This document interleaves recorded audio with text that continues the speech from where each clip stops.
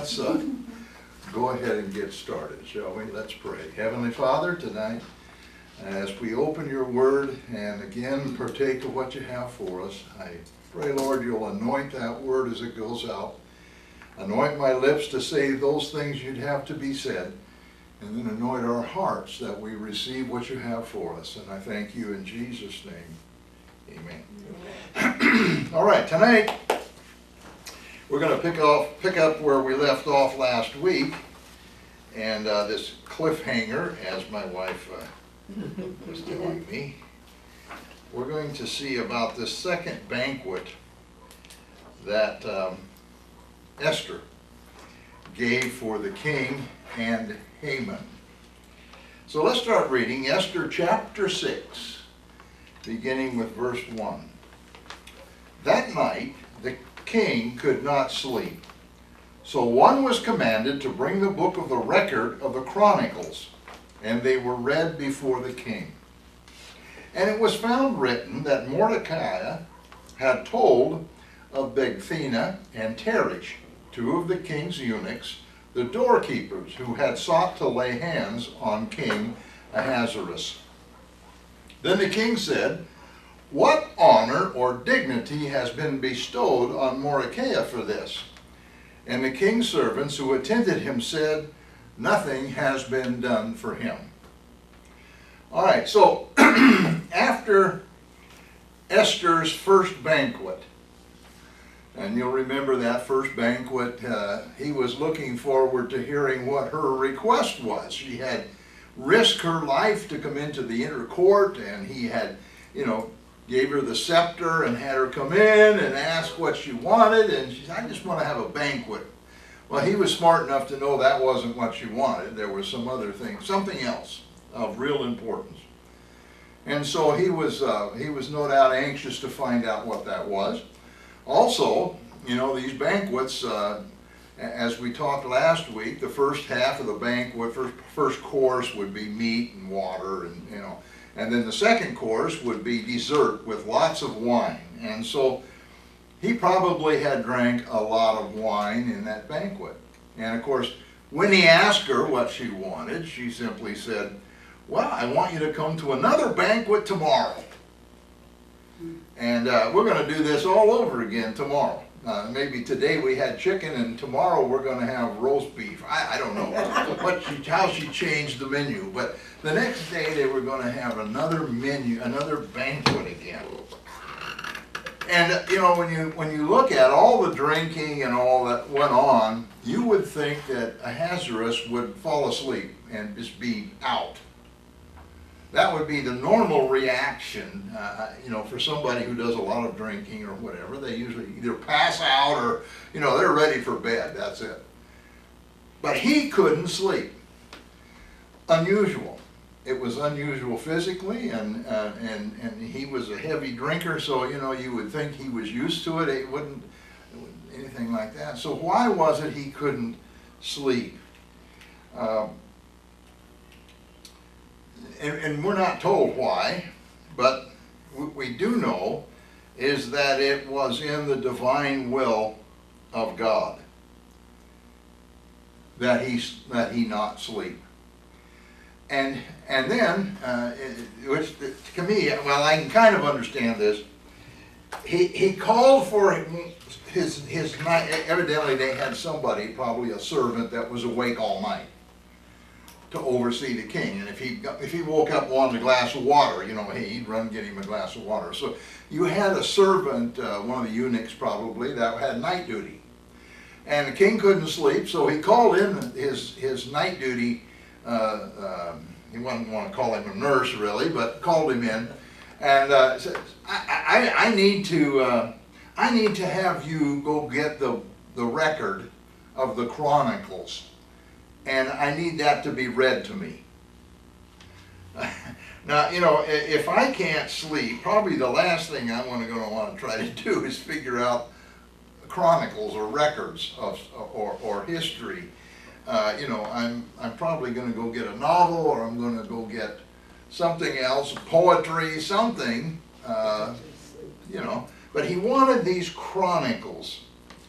Now, it was a custom in those days that wherever the king went, whether he was sitting on his throne, whether he was off on a campaign or something, there were scribes that went with him.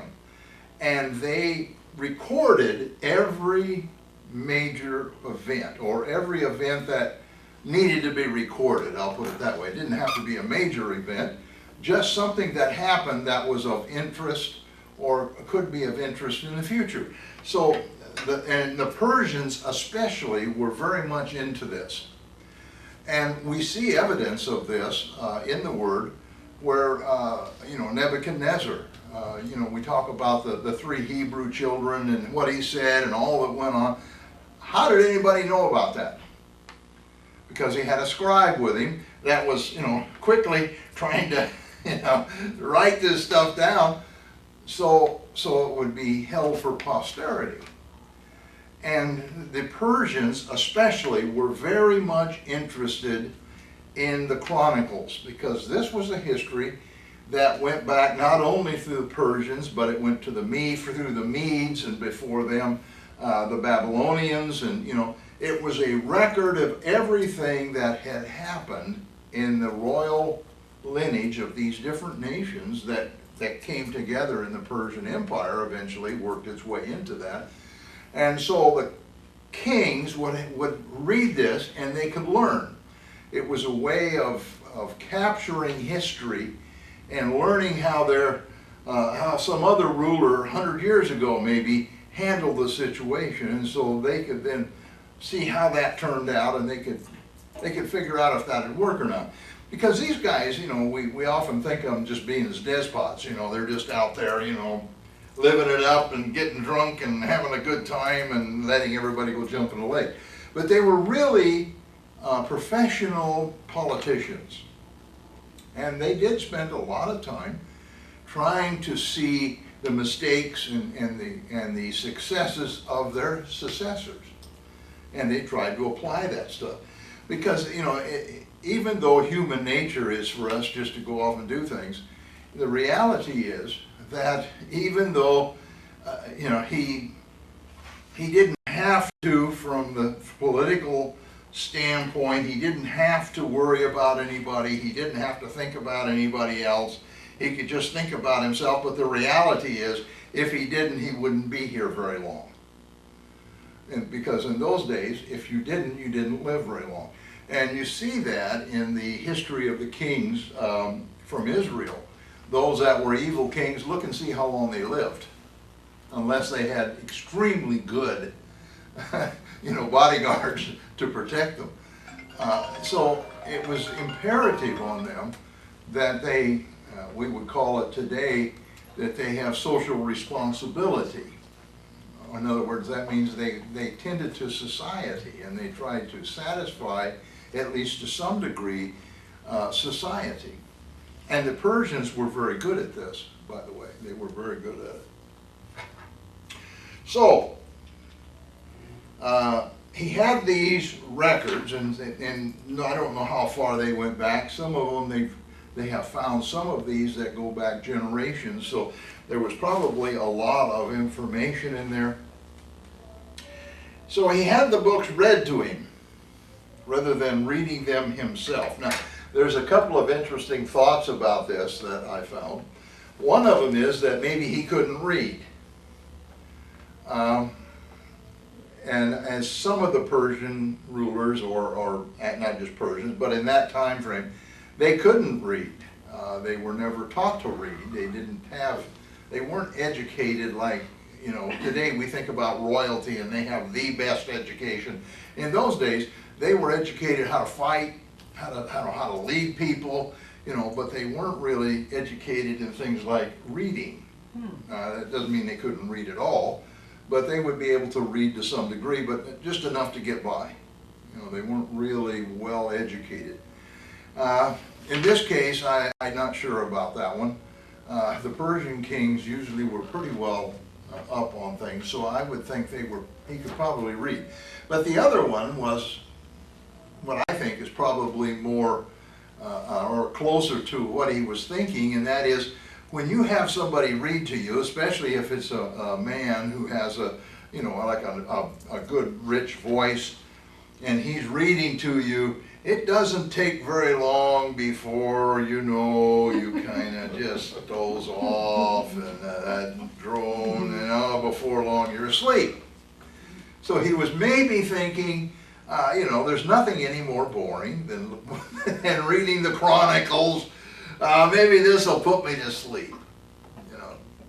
And I kind of, I read that and I got to, well, that makes perfectly good sense to me. If I can't sleep, the last thing I want to do is try to learn something, you know, reading something. It just doesn't work.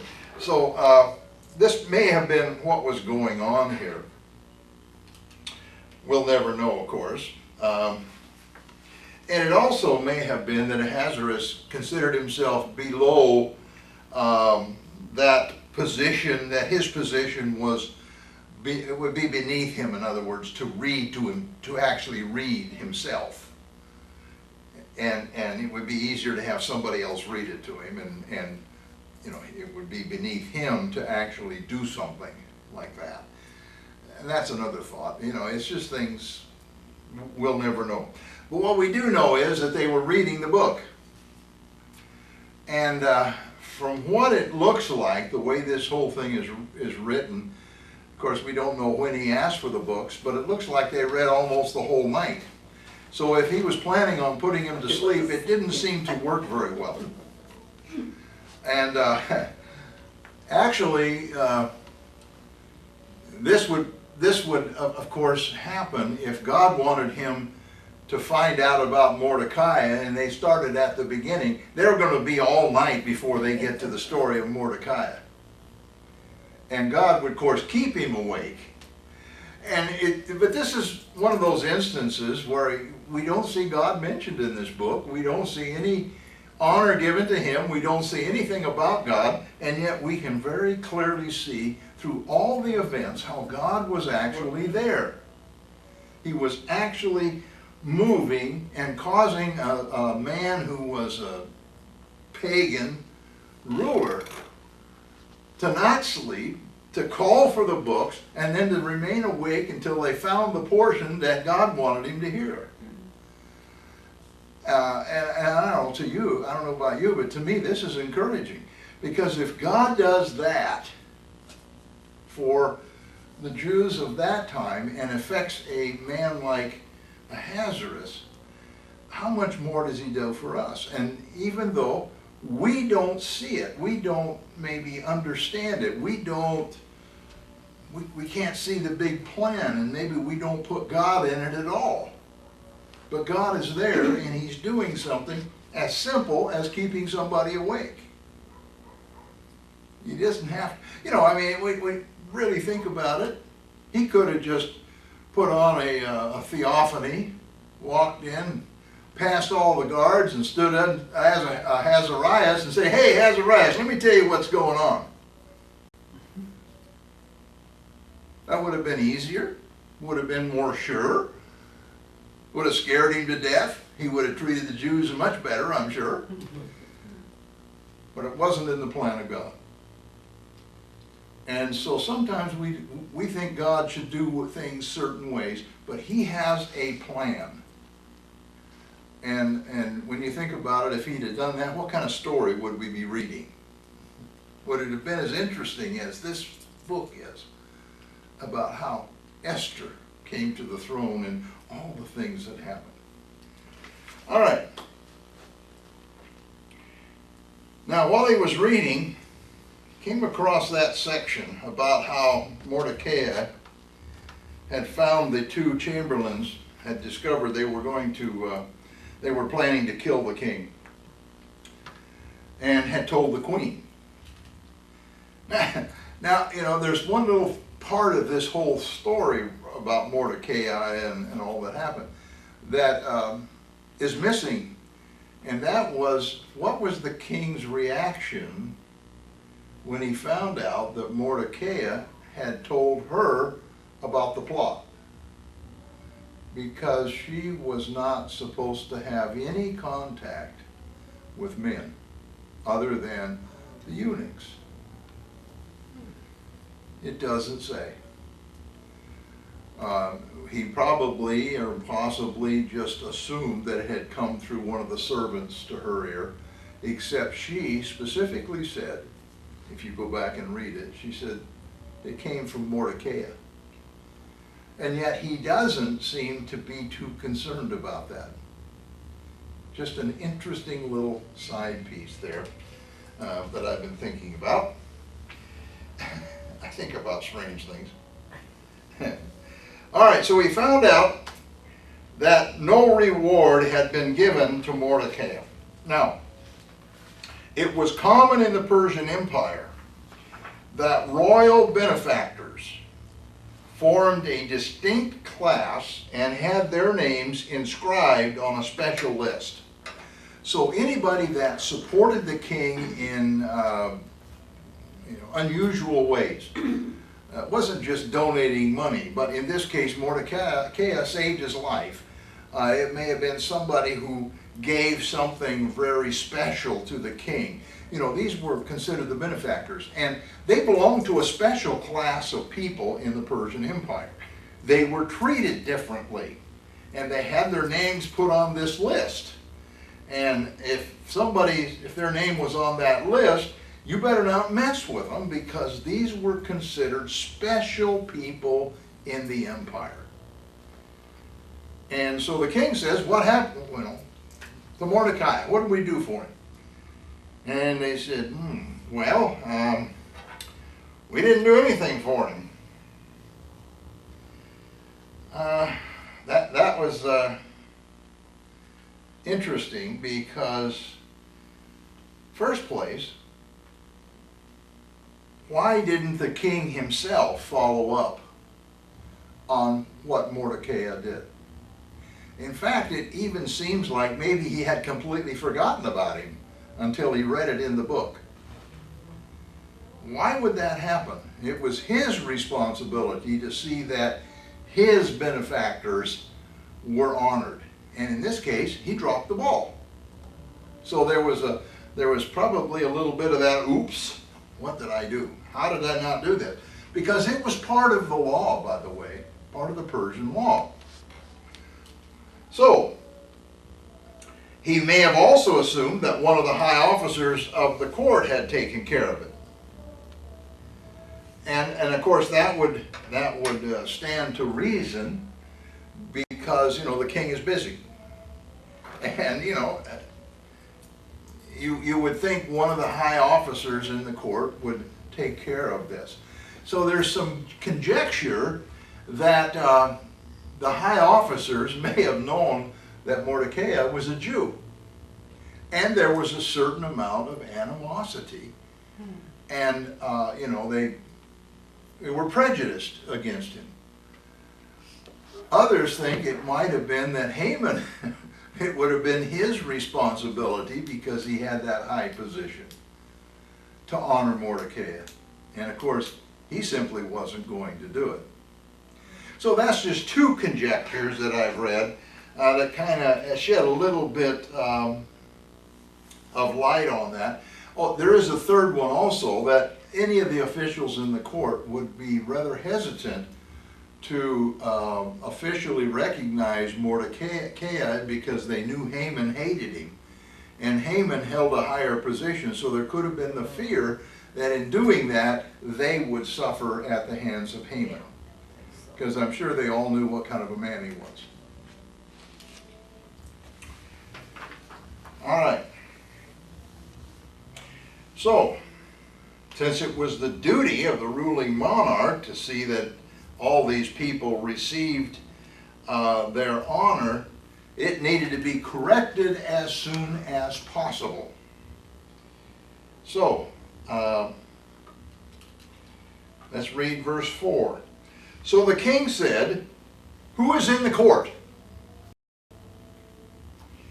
Now Haman had just entered the outer court of the king's palace to suggest that the king hang Mordecai on the gallows that he had prepared for him. The king's servant said to him, "Haman is there, standing in the court." And the king said, "Let him come in." So let me set this for you. It's early in the morning. And we know from last week that Haman's friends and his wife suggested that he go to the king early in the morning and suggest hanging Haman, and then he could go merrily along with the king to Esther's banquet. It was also the who? Mordecai. Oh, hang Mordecai. Yeah. Yes, going to hang Mordecai. Not Haman. It's Mordecai. Anyway, then he could go on to merrily along to the banquet. Now, it was the custom in those days, because of the tremendous heat, and even here it's hot, and so you see people out early in the morning working in their gardens or waiting till late at night just before dark to go out and do something in the yard because of the heat. Well, you can imagine there the intense heat that's there and the high humidity. They wanted to get all of their official duties over early. Because you remember the kings, they wore these big robes and all of that stuff, for all of their official stuff. They wanted to get that off just about as much as we do, get into something cool. So, they would have they would visit with whoever, have the official stuff early in the morning. So, this must have been extremely early because the king said, "Who is in the outer court? Who's waiting to come and see me?" And the only one they mentioned was Haman. So he evidently had come before everybody else. He wanted to be the first one on the docket. Kings had a good night's sleep, and hey, we're going to go party in a little bit, so this is what I need. And so they said, Haman's out there. Well, man, this is one of the times Haman probably shouldn't have been out there so early for his own good. But there he was. Those with the most urgent matters would have come early to have the best chance of speaking to the kings. So the servant,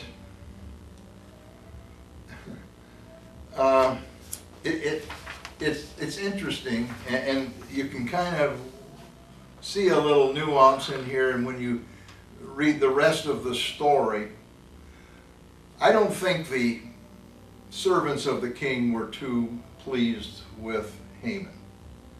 I don't think they thought he was such a great guy. Maybe the king did.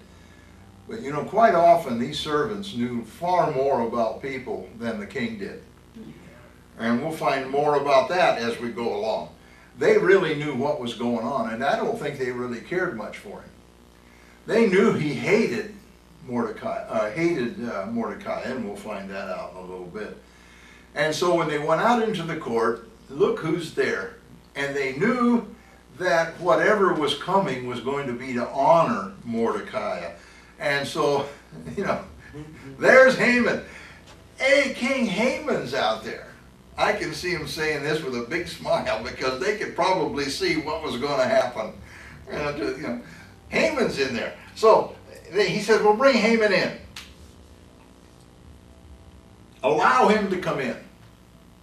Now that simple let him or allow him to come in tells us a little bit more about court life. Even though Haman was second in command, he had to wait in the outer court to be ushered into the inner court for the king to say, yeah, come on in. So it looks like there was maybe two waiting areas. There's one at the gate for regular officers, and then one in the outer court where somebody of Haman's prestige, high officers, they would be in the outer court. And I kind of look at it maybe like in the airport, us schmucks go to the airport and we sit in a chair out there someplace and, watch people go by. But if you're really first class, you go into the lounge and you sit down where it's nice and they serve you. You can have whatever you want. You can have an extra large bag of peanuts or something. Well, that may have been the case here, is how their court life worked.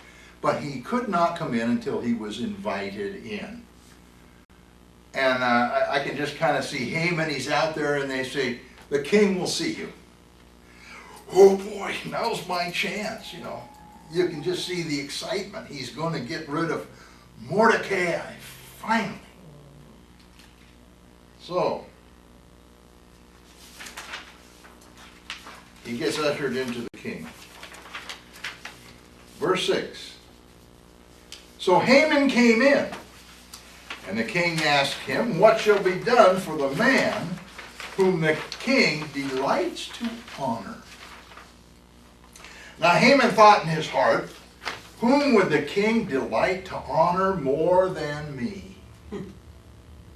And Haman answered the king, for the man whom the king delights to honor, let a royal robe be brought which the king has worn, and a horse on which the king has ridden, which has a royal crest placed on its head. Then let the robe and the horse be delivered to the hand of one of the king's most noble princes, that he may array the man whom the king delights to honor. Then parade him on horseback through the city square and proclaim before him, thus shall be done to the man whom the king delights to honor. Yes. Before Haman had a chance to bring up the plan that he had and ask for the king's permission, the king says, hey, what should we do for somebody that I, the king, really want to honor? Now I think we need to kind of step back and look at the reasoning here Haman may have had for his thoughts. Haman had just been promoted to the highest position in the Persian court. He was right next to the he had, it looks like, pretty much free reign to come into the king whenever he wanted. He just came to the outer court and he was ushered in. He had that he had the king's ear, if you would. Yesterday, the queen had put on a banquet in honor of Haman, in which it was only the king and Haman. So Haman, in his egotistical way of thinking, well, if the queen gave me a banquet, surely the king has got a... Because the banquet, while it wasn't public, it certainly was well known that this was a banquet for Haman. The servants and everything, this word got out. Haman, oh, the queen just gave a great banquet for him, and she's going to give him another one today. That makes him really important.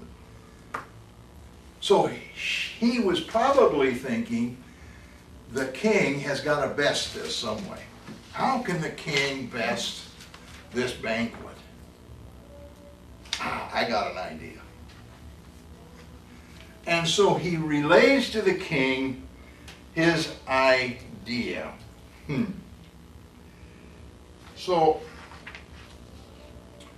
this was done, by the way, on the spur of the moment. And I think this kind of shows his self-importance, egotism, and his just... He was bigger than life as far as he was concerned. And so he says, first thing, let a royal robe be brought out that the king has worn. Now, the royal robe would have been a robe made of purple interwoven with gold. And this is according to Justin and Curtis. And under ordinary circumstances, it would have been a capital offense to put on any garment that the king had worn. That was a capital offense according to Persian law. So the first thing he asked for would have been against the law. But nobody else would have had that honor. All right, secondly, take one of the king's horses. Now, they had a lot of horses. But take one of the king's horses that had a royal crest on its head, And this would be provided to this man of honor to ride through the streets of the city. Now, Persia was a country of horses, and the king's horse would have been a hybrid charger. You know, this wasn't just some horse they went out to an auction and picked up. These king's horses were probably special bred, just on special farms, you know, with just, you know, it's like we do today with race horses.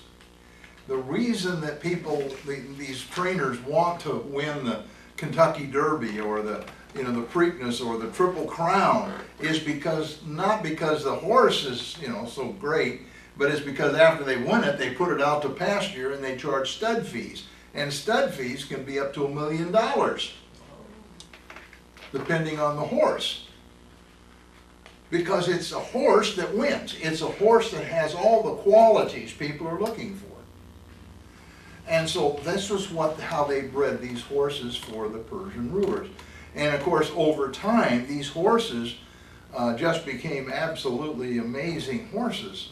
You can read, you know, of course, being involved with horses for years,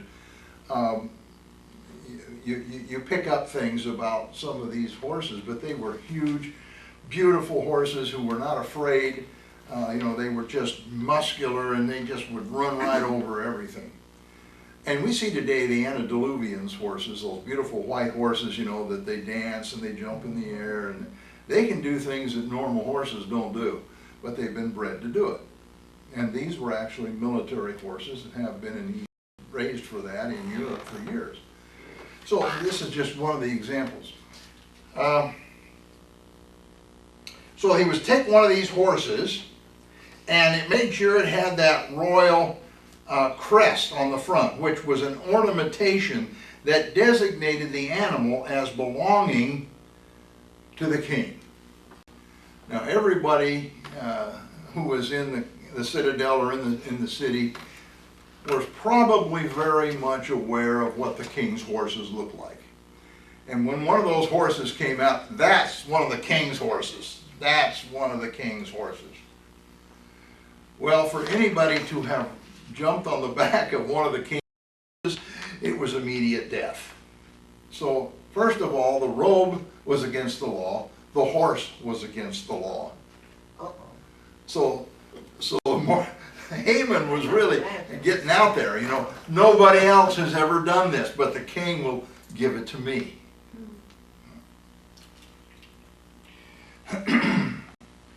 It's interesting that this honor that Haman came up with was very similar to the honor placed on Joseph after he had interpreted Pharaoh's dream.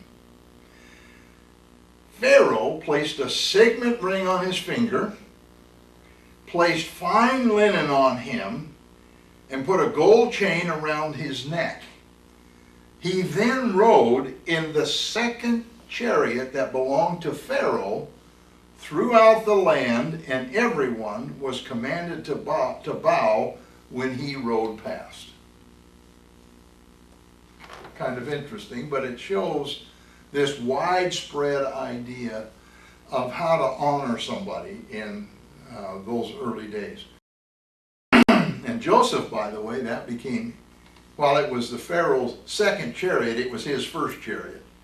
And when you read on, he actually rode this all the time. So wherever he went, he had the king's chariot. And wherever he went, people had to bow down. Well, look at Haman. The king edicted that every time Haman walked by, everybody had to bow down. Of course, Mordecai didn't do it. So, you know, it's very, very similar. And you see that story, by the way, in Exodus chapter 41.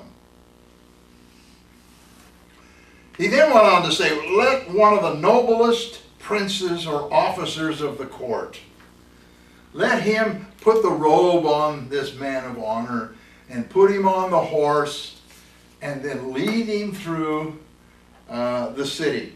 And it says here, you know, to lead him through the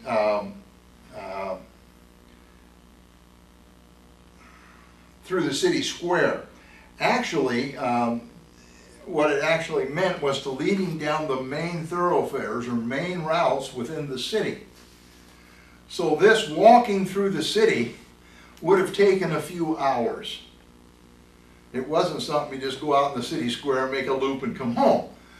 You had to be out there for some time in order, because they had, very much like today, you know, on New Year's Day, not everybody, you turn on at 8 o'clock and you turn on the Rose Parade, you know, and you see, what people don't realize, because they only see about 2 blocks. Now this is somebody that can tell you, because I marched that thing in a band when I was in high school. The parade route is 5 miles long. There is a mile at the beginning that you have to get started, and 2 miles at the end that you have to march to get back to where your buses are parked. So it was not a, you know, 5-minute in front of the camera parade. You were there before sunup, and you were ready to go when that parade kicked off at 8 o'clock. You have to have already walked the mile, you know, and you're in, you know, I won't go into all of it, but it's quite an experience, and one that I still treasure today, because it's something not many people get to do. But walking down that route, and our particular band was one of the best bands in Southern California. We had 120 that we marched. We started playing the mile before we got there, and we didn't stop playing until the 2 miles were in at the end. Some of those guys would march, and then they'd wait, you know, 3 or 4 blocks, 5 blocks, and then they'd play a little bit and then march a few. You never saw us that we weren't playing. Maybe for just 3 or 4 minutes we'd put them down because we had a change of cadence, and you know, we'd wait for the drums to get, and then we'd do it again. And it was funny because, just a little anecdote, we had the Marine Band in front of us and the Salvation Army behind us, and by the time we got done with the 5 miles, the Marine Band was having a hard time picking up their instruments, and they were not about to play any longer, and the Salvation Army was in worse shape, so we thought we were pretty good. We're still playing, and we're still having a blast. Of course, we're high school. But, you know. Anyway, all right, so let's get back. I get sidetracked sometimes. So this man was supposed to, notice it had to be one of the highest officials. One of the highest. Now, James Fawcett Browning says this: on grand and public occasions, the royal steed is led by the highest subject through the principal streets of the city, a ceremony which may occupy several hours. So that was from St. James. James Fawcett Brown is a well-known commentator. So Mordecai didn't just come up with this on the top of his head. It was a custom that was already there. But what he was doing was taking these customs and quickly putting them together and say, this is what we'll do for the man you really want to honor. And by the way, who are you going to appoint to lead me around? You know, that was kind of what he was, you know, getting. You know. Well, let's read on. Verse 10. Then the king said to Haman, hurry, take the robe and the horse as you have suggested, and do so for Mordecai the Jew, who sits within the king's gate. Leave nothing undone for all that you have spoken. So Haman took the robe and the horse, arrayed Mordecai, and led him on horseback through the city square, and proclaimed before him, thus shall it be done to the man whom the king delights to honor. Now, I don't know if it was a very big balloon that got punched with a little pin, or a very big balloon that got punched with a really big pin. But you can just see all the air go out of Haman. You can maybe even see him go white. Wait. What do you mean? That wasn't what I thought. No, you don't. You can almost see him say, no. You made a mistake. No. You mean put it on Haman, right?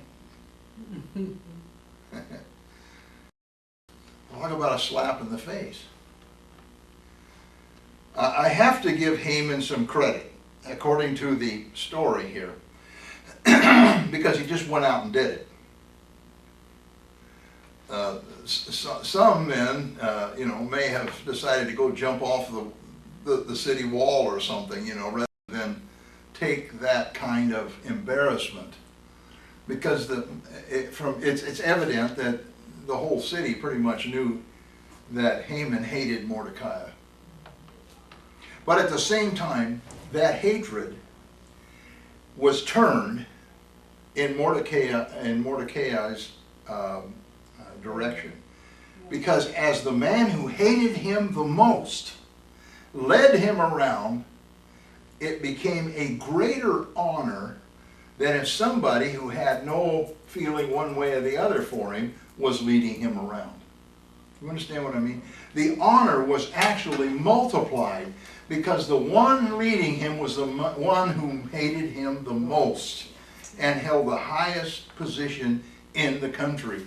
And here he is leading Mordecai around. Oh, you almost feel sorry for Haman. Almost. Almost. But not quite. As you can see, Haman, he's probably anxiously waiting for Ahasuerus to give the order to one of his servants to go bring in the next man in order under him, to lead him around. You can just see him waiting for that. And then, even the king says, here, take the robe, go get the horse. And maybe he's thinking, wow, yeah, I'll get it all together and then, get it on, and I'll put it on. Maybe I'll ride the horse out of the castle, and this is going to be great. And then he says, you take it and do it to Mordecai. Devastating. Devastating. All right, let's see what happened. Verse 12. Afterward, Mordecai went back to the king's gate, but Haman hurried to his house, mourning with his head covered. When Haman told his wife, Zeresh, and his friends everything that had happened to him, his wise men and his wife Zeresh said to him, if Mordecai, before whom you have begun to fall, is of Jewish descent, you will not prevail against him, but will surely fall before him. While they were still talking with him, the king's eunuchs came and hastened to bring Haman to the banquet which Esther had prepared. There's a couple of interesting things in here. Notice Mordecai. Now, he could have taken the day off. He could have, went around to all of his neighbors and said, did you see what happened? Did you see what happened? Wow, did you see how I was honored? He could have went to his family and said, did you see what happened? How I was honored? But instead, he just went back to work. What was important to me at Mordecai was not the honor that was put on him. What was important is the preservation of his people. His people were going to die. And he was not interested in his own self-honor, his own self-worth, or what anybody thought about him. It was important that he go back to work. And I think this is a lesson for us. Sometimes we want to get so wrapped up in what people think about us, how people picture us, how they honor us, and when we should really be concerned with, and our first priority should be those people that are dying. When we look at a doctor, what do we expect doctors to be? Their first priority should be what? Patients. Dying. Sick. Well, aren't we doctors? They minister to the flesh. We minister to the spirit. So shouldn't that be our number one concern? And yet we're so sometimes more interested in what people think about us than we are in what our work should be. And then we look at Haman. Haman went back to his house. He didn't go to work. He didn't go back into the court. He didn't bring his grand plan before Ahasuerus. He went home with his head covered. He was in mourning. Head covering was the first step in mourning in those days. We saw the last step, which was sackcloth, ashes, and all of that, torn clothes. But before that, if it was just a minor, like terribly embarrassed, which he was, you just covered your head, and hoodie is the best way to explain it. You put a hoodie on, And he went home. And he went home and had a pity party. He called his wife. He called his wise men, and he related the story. And this is where it really kind of gets interesting. The wise men were probably magicians. These were people who were supposed to be able to tell the future. Well, if that's the case, the advice they gave him in the first place was really off. I mean, that was the worst advice, and we'll find that out later. But he goes in but they make a very, very important statement. He said, and this was his wife, so perhaps she was also an oracle or a soothsayer, some kind of a magician either, with these other friends. She said this: if Mordecai, before whom you have begun to fall. Now, nothing had happened here up to this point. The king was still perfectly happy with Haman. He still had his position. There was nothing that would indicate that he was in any way falling out of favor with the king. In fact, the fact that he was chosen to lead that horse around merely said he was the highest official in the land. I mean, this was actually, should have been taken as an honor. Leading Mordecai, somebody he really wanted to honor. But to Mordecai, it was not to Haman, because he hated Mordecai. The fall was in his own heart, not actual things going on around him. It was his perception. And I'm just going to throw this in the world that we live in today. So much of the problems we're having is due to perception and not fact. Or facts that don't substantiate what is being accused or what is being said. But it's how we perceive things that makes them important. It's how we perceive them is how it affects us. But notice, she was not looking at it from Haman's point of view. She merely says, you're falling already. Hadn't happened yet, but you're falling already. You've already begun the fall. If Mordecai, before whom you have begun to fall, is of Jewish descent. Well, she knew he was, because she was already told him. You will not prevail against him, but will surely fall before him. Now, this could have been spoken as a result of some omen that they've seen or some of their magic. But really, this period of time, there was already a considerable amount of history, oral history, on the Jews, and how God had protected them, how God had used them, how kings had been destroyed before this God of Israel. One of them was the king of Assyria, whom the Persians would be well aware of. And you'll remember our study where, especially in Isaiah, where they amassed a huge army, hundreds of thousands of soldiers, and they came against Israel, and they took parts of Israel, and God said, I'm using you, But then this king, he decided he was going to go above and beyond that, and so he laid siege to Jerusalem. And God said, I didn't tell you to do that. And so in the night, over 100,000 soldiers died one time in the middle of the night. Just gone. His whole army wiped out. Sennacherib was the man's name. And one of the mightiest empires of his day. And he fled before the God of Israel. That was just one. When you read all the other exploits that God did for Israel and how all of these foreign kings were killed, Gog and just all of them, then you begin to understand that these people had a knowledge of Jehovah and what his power was. And he said, if he's a Jew and you're going against the Jews, forget it. You ain't going to have it. It's not going to happen. You're going to fall. All right.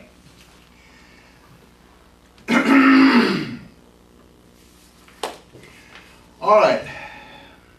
So he's right in this conversation and he hears this dire prediction from his wife and his wise men, and then in come the messenger saying it's time to go to Esther's banquet. All right. Now we don't know what the demeanor of Haman was at this time. He was looking forward to the banquet. He was going to go with joy, but I'm not sure he was going with joy this time. He very well may have had a preconceived notion that he was in trouble. With the king, his wife, and the wise men saying you're going to fall. All of that probably played on him. And he was, I doubt, very happy and joyful going to Esther's banquet. But let's read about it in verse 1 of chapter 7. So the king and Haman went to dine with Queen Esther. And on the second day, at the banquet of wine, the king again said to Esther, what is your petition, Queen Esther? It shall be granted to you. And what is your request? Up to half of the kingdom, it shall be done. All right, so this is the second banquet. Now, if we read this and just look at it, it says the banquet lasted 2 days. But what that really means is it was the second banquet. It was the second day of banquets. So we had the first banquet on the first day, and this is the second day or the second banquet. And they had eaten the meal, the main course, and now they were sitting around eating dates and fruits and desserts and drinking wine. And so now the king again says, okay, here we are. This is the second day now. What do you want? You just asked me and it's yours. What is your petition? Your petition will be granted. And what is your request? Up to half of the kingdom and it'll be yours. All right, let's read verse 3. Then Queen Esther answered and said, if I have found favor in your sight, O king, and if it pleases the king, let my life be given me at my petition, and my people at my request. For we have been sold, my people and I, to be destroyed, to be killed, and to be annihilated. Had we been sold as male and female slaves, I would have kept my tongue, although the enemy could never compensate for the king's loss. If we're not careful, we miss something very, very important here. The king made 2 statements. What is our request? What is your petition and what is your request? They are not the same. The Hebrew words used for those two have a very different connotation. So let me go over this. First place, Esther's response was very well crafted, and it corresponded to the 2 questions that Ahasuerus asked. First one was, what is your petition? Now that's a word that's she'ela, and which comes from a root that means to ask, seek, or beg for. So her initial request or petition was, let my life be given to me. Let me have my life. That was a plea. She was asking, she was pleading, all right, for her life. Esther, first of all, pleads for her life. Now, when to answer the question about what she requests, request came from the word bakasha, which comes from a stronger root that means more to demand or require.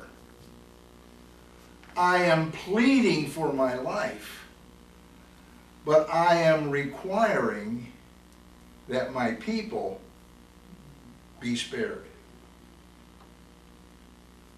You see the difference? It's very much like we see with Mordecai. She was not as concerned about her life. She could have said, I am pleading. I'm not going to plead, but I'm going to enter a request that you save my life and another request that you save my people.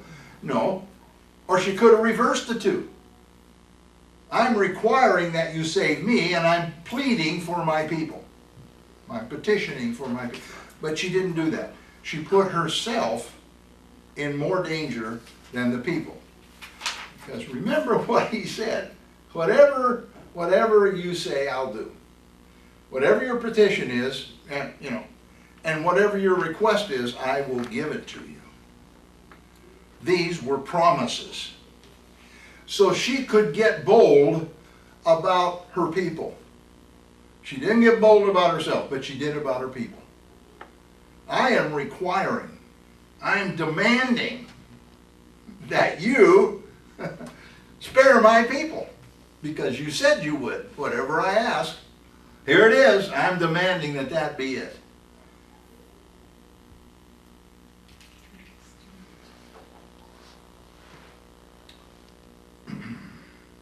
She goes on to explain that her people, including her, had been sold with the purpose of destroying, killing, and annihilating everyone. Now there's another little thing here. Her use of the words was to stir up anger inside of Ahasuerus. She could have just said, we've been sold to be killed. But she goes on and on. It's not just killing, it's annihilating, it's destroying. It was to get him angry, stirred up and angry. I mean, this is one of the best crafted responses that we'll find anywhere to these kinds of questions. It was so well done. All right. Then she accuses someone of selling them, the Jews, without naming that person, who was the king himself. Because Haman had vowed to pay 10,000 talents of silver in exchange for the right to kill the Jews. So in effect, Ahasuerus had sold the lives of the Jews to Haman.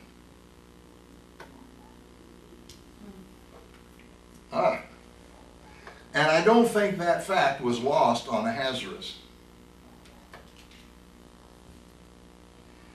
She uses the word we. When she says, for we have been sold. And we, she includes herself. It would have been easier to say my people, but she puts herself in that place. Now, she had been so careful to guard this for a whole time she'd been queen, that she was a Jew. Now she lets it out with force. I'm part of them, and I'm going to be annihilated just like everybody else. She wanted to make sure that there was no mistake about her involvement. In the first statement, she uses me and my people. Me and my people. Then she comes back with the word we. All right, if they had been sold into slavery, she would have said nothing, even though it would mean the loss of her crown, her position, and her wealth. She would have lost everything if they had just sold them into slavery.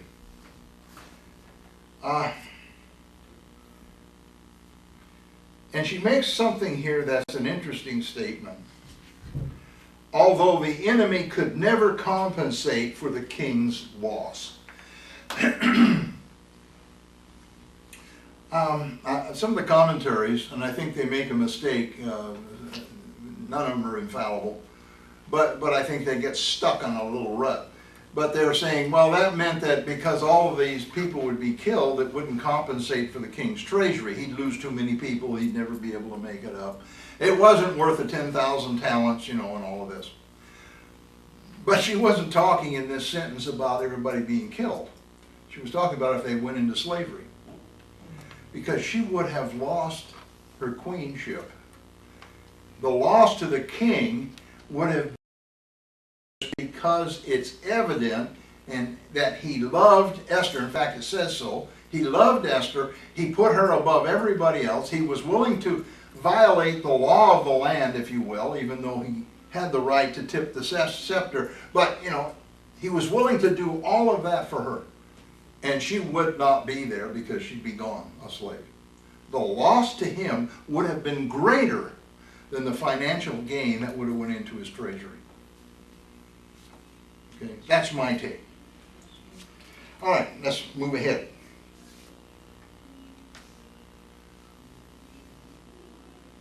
Now, this was possibly anyway, the first time that Ahasuerus and Haman found out that Esther was a Jew. She kept it secret. So this may have been the first time. And then you can just kind of see Haman all of a sudden remembering what the wise men and his wife said. Not only are you coming against Mordecai, but you're coming against Esther, and they're both Jews. All right, verse 5. So King Ahasuerus answered and said to Queen Esther, "Who is he, and where is he, who would dare presume in his heart to do such a thing?" And Esther said, "The adversary and enemy is this wicked Haman." So Haman was terrified before the king and queen. Oh boy. Ahasuerus asked the inevitable question that I'm sure Haman did not want to be asked, want him to ask, and that is, who is he and where is he? Esther had prepared the perfect plan. There was nobody there except Haman and Ahasuerus. There was nobody to stick up for Haman. There was nobody on his side. It was him, the king, and Queen Esther, and the eunuchs that were there. That was it. And so when the king said, "Who is he and where is he?" she knew exactly what the answer was before they ever had the banquet. He's sitting right beside you. Oh, what that must have done for Haman. Oh. Even Ahasuerus, who was considered an evil man in many ways, was appalled that anyone could have their heart so filled with hate that it could do such a thing. The word presume that we see here, when he asks, "Who dare presume this in his heart?" that word presume means to fill or to be full of what? Hate. How could anybody's heart be so full of hate that they would do this? And this was from a wicked king. I mean, annihilation was, we talked about that the first week. Annihilation is something that was common in those days. Not real common, but, genocide was something they just kind of did. Yeah. And even God recognized that. I mean, he said, "Go wipe everybody out. men, women, children, animals, whatever, to wipe them out. It was kind of but it wasn't done from excessive hate in the heart. That makes the difference here. It may have been done for reasons, to defeat an enemy, to put down an insurrection, for whatever, but not just because somebody hates somebody else. And sometimes, because we allow hate to get into our hearts, while we don't physically annihilate people, we kill them spiritually by our hate, by the way that we address them, by the way that we put them down, by the way we ignore them. There's all kinds of ways that we can annihilate or kill people spiritually. And it's so important that we check ourselves all the time. What is in our heart? That's why God said, it's what's on the heart that counts. And we need to constantly watch our heart. Make sure that our heart is pure. David said, I want you to take and I want you to cleanse me. He meant his heart. Cleanse my heart with hyssop, which was a rough shrub that they used to scrub things. He says, cleanse me with hyssop. Scrub that stuff out of there. And then I'll be white as snow. All right.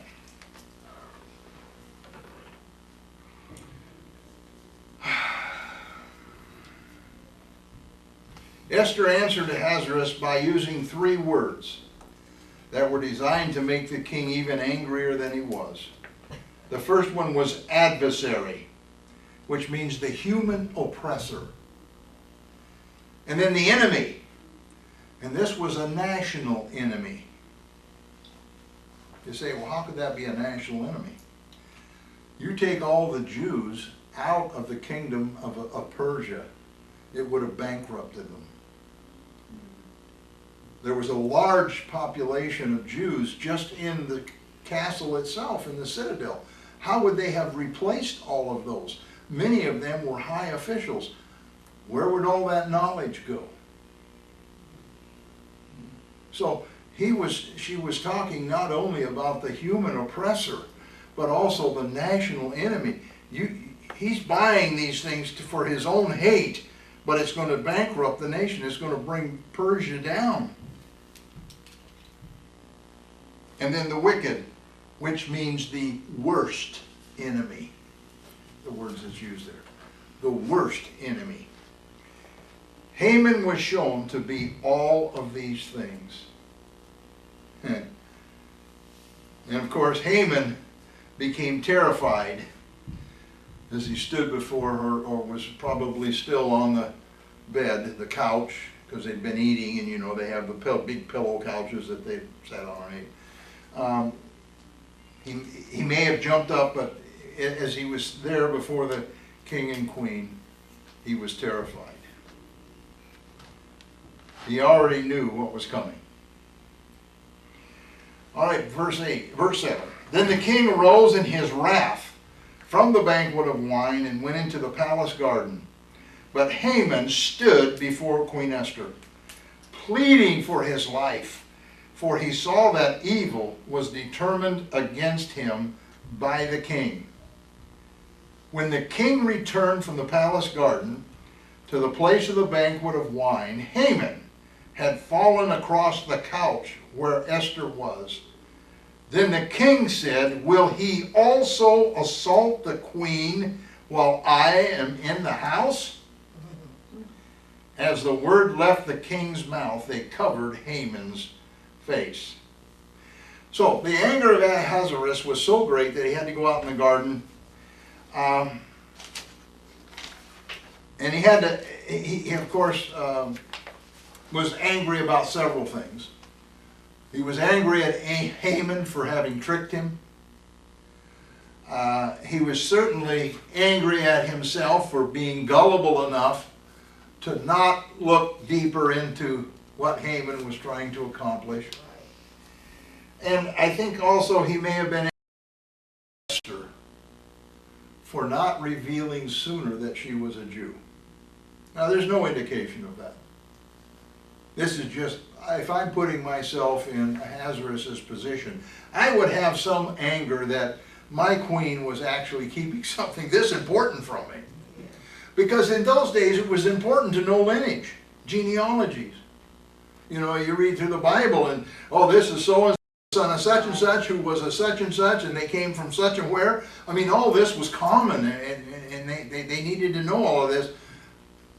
If he opened the book of Chronicles, he would probably never see the genealogy of Esther there. She had kept that a secret. So there was no doubt some anger there about that. He shows a great deal of wisdom in not reacting, but in taking the time to go out in the garden, to cool down and think things over. And no doubt he was thinking, what am I going to do now? I just promoted this guy, he's the highest in the kingdom, and now I find out the guy is, who the guy really is. I should have known this, you know, I shouldn't have, you know, what am I going to do? And I don't know, maybe he even was consulting with some of his servants out there. He seems to have done a lot of consulting with his servants. So maybe he was, I don't know. But when he returned from the garden, he found an interesting situation. While he was gone, Haman was now standing up. Esther is now stretched out on the pillow, and the table is there. They've been eating, drinking. And he's pleading for his life. And I don't think he was sitting there carrying on a debate, you know. Well, now, you know, Esther, that I really didn't, you know, I don't think it was that. He was terrified. He was pleading for his life. And I can see Esther just kind of sitting there looking at him. I don't think she said anything, you know. What's there to say? And finally, he did the customs of those days. When you really wanted something and weren't getting the answer you wanted, you grasped the feet of the person you're pleading with. You'll or their garments. And you'll remember Jesus, when he was walking along, there came the little woman with the issue of blood. If I can just touch the hem of his garment. Normally that would have been if I can just grasp the hem of his garment and get his attention. You know, I'm pleading. She just looked at him. There's no record that she said anything. And then again, she may have just really told him off. But he was pleading with her, and in pleading he had to get down to grab her feet. And that's when King Ahasuerus came in. This doesn't mean he was laying across the couch. It means he was down low by the couch, or, you know, and probably down by her feet. But in those days, you did not touch nor come close to any of the king's wives or anybody in the harem, let alone the queen. You see, Haman was not because of what he did to Mordecai or tried to do. He was hanged because he got too close to the queen.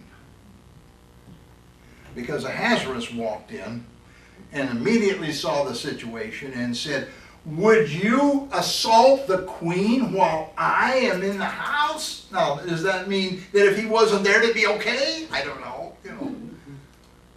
But I'm in the house, and here you are assaulting the queen. Now that doesn't mean she was ripping her clothes off or anything like that. Assaulting was simply getting too close. That was considered an assault. And as soon as he said it, now I told you earlier, I thought that the servants and the chamberlains did not like Haman. As soon as the words were out of his mouth, they covered his face. They didn't ask. They didn't wait for the king to nod or to tell him. As soon as it was out of his mouth, would you assault the queen? Wham! He's got a veil on his face. He's got something covering his face. Now that seems kind of strange. Why would he cover his face? You know, well,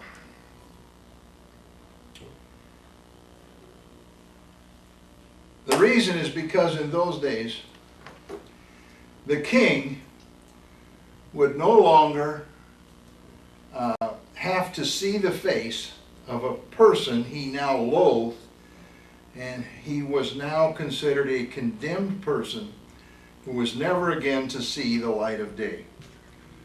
Once a criminal was condemned, they covered his head, and that covering was never taken off. He never saw the light of day again. That's where probably the saying comes from, never seeing the light of day. And so in this situation, whether they used a towel, whether they had, who knows, they covered his face and they got him out of there. It would have been an affront to the king to have to see the face of Haman again. Verse 9. Now Harbona, one of the eunuchs, said to the king, "Look, the gallows, 50 cubits high, which Haman made for Mordecai, who spoke good on the king's behalf, is standing at the house of Haman." And the king said, "Hang him on it." Maybe I should say, hang him on it. So they hanged Haman on the gallows that he had prepared for Mordecai. Then the king's wrath subsided. Now, it's quite probable that nobody had seen the gallows up until this point. Because remember, it was built that night. And this was early in the morning. And I can see the eunuch as he's standing there, and he looks out the window, and there's those gallows. And about that time, they throw the towel over his face, and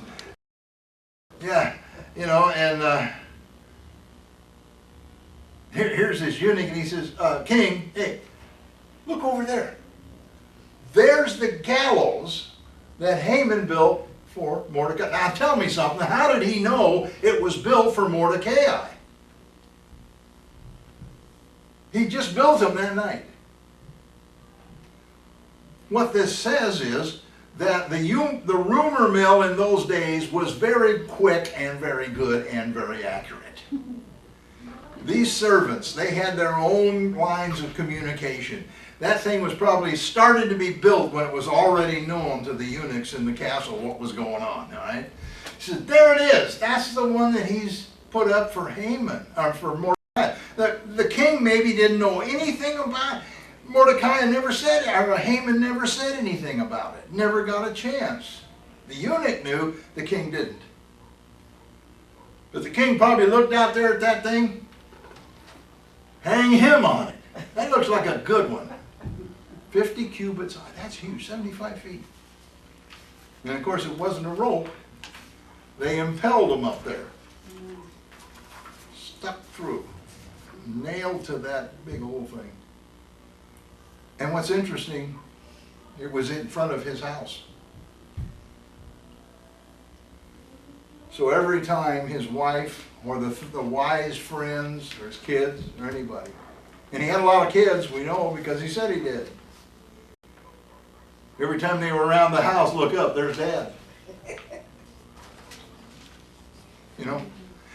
Can you imagine how that was, how that affected his family?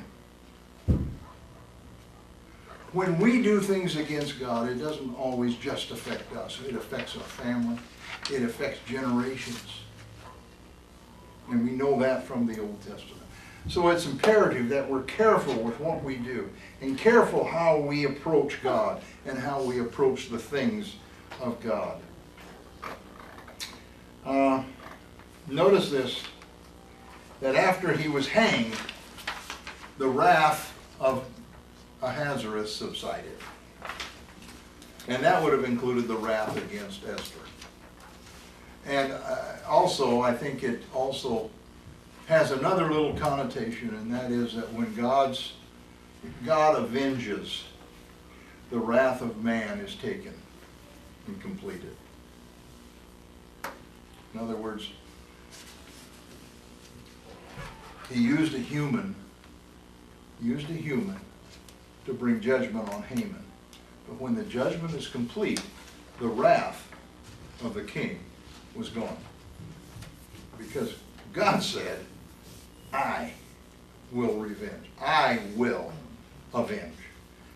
And he uses human nature or human people to do that. But he expects them to stop when he does that. To stop the anger. Any questions? No? No? Okay, that's it for tonight. One more week, and we got to